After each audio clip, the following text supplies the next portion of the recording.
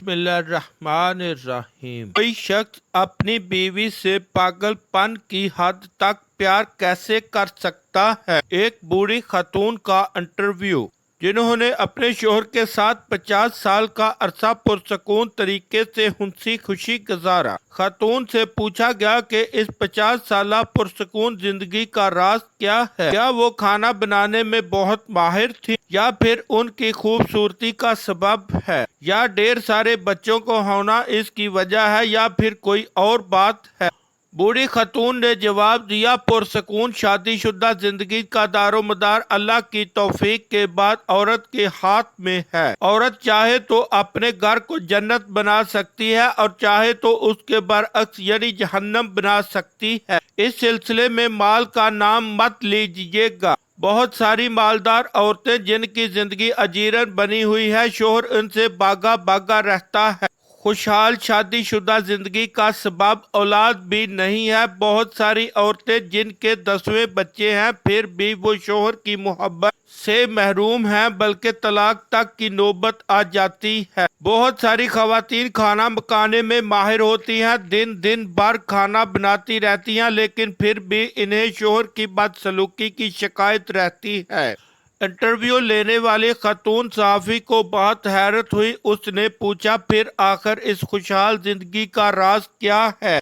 बूढ़ी खातून ने जवाब दिया, जब मेरा शोहर इंतहाई गुस्से में होता है तो मैं खामोशी का सहारा लेती हूँ, लेकिन इसी खामोशी में भी एहतराम शामिल होता है। मैं अफसोस के साथ सर झुका लेती हूँ। ऐसे मौके पर बाज़ खवातीन खामोश तो हो जाती हैं, लेकिन इसमें तमस्कर का अंसर शामिल होता है। उससे बचना चाहिए। समझदार आदमी इसे फौरन भांप लेता है। नामा नागार खातून ने पूछा, ऐसे मौके पर आप कमरे से निकल क्यों नहीं जाती? बूढ़ी खातून ने जवाब दिया, नहीं, ऐसा करने से शोहर को ये लगेगा कि आप उससे भाग रही हैं, उसे सुनना भी नहीं चाहती हैं। ऐसे मौके पर खामोश रहना और जब तक वो पुरसकून ना हो जाए उसकी किसी बात की मुखालफत नहीं करनी चाहिए।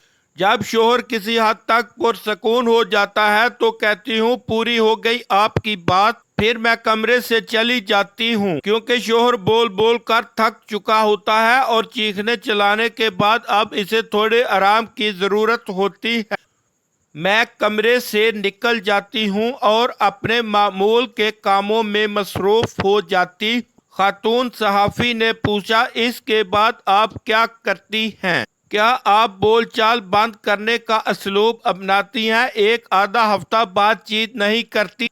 बूढ़ी खातून ने जवाब दिया, नहीं, इस बुरी आदत से हमेशा बचना चाहिए। ये दो धारी हथियार है। जब आप एक हफ्ते तक शोहर से बात नहीं करेंगी, ऐसे वक्त में जबकि इसे आपकी मुसाहलत की जरूरत है, तो वो उस कैफियत का आदी हो जाएगा और फिर ये चीज बढ़ते बढ़ते खतरनाक किस्म की नफरत की शक्ल इख्तियार कर लेगी। सहाफी ने पूछा, फिर आप क्या करती हैं? बूढ़ी खातून बोली, मैं 2-3 घंटे के बाद शोहर के पास एक गिलास जूस या एक कप चाय काफी लेकर जाती हूँ। मोहब्बत भरे अंदाज में कहती हूँ, पी लीजिए। हकीकत में शोहर को इसकी जरूरत होती है। फिर मैं इससे नॉर्मल अंदाज में बात करने लगती हूँ। वो पूछता है, क्या मैं इससे नाराज हूँ? मैं कहती हूँ, नहीं। उसके बाद वो अपनी सख्त कलामी पर माजरत जाहिर करता है और खूबसूरत किस्म की बातें करने लगता है। इंटरव्यू देने वाली खातून ने पूछा, आप इसकी ये बातें मान लेती हैं? बूढ़ी खातून बोली, बिल्कुल, मैं कोई अनाड़ी थोड़ी हूँ, मुझे अपने आप पर पूरा भरोसा होता है। क्या आप जानती हैं कि मेरा शोहर जब गुस्से में हो तो उसकी हर बात का यकीन कर लूं, और जब वो पुरसकून हो तो उसकी कोई बात ना मानूं। खातून सहाफी ने पूछा, आपकी इज्जत नफ्स, सेल्फ रेस्पेक्ट?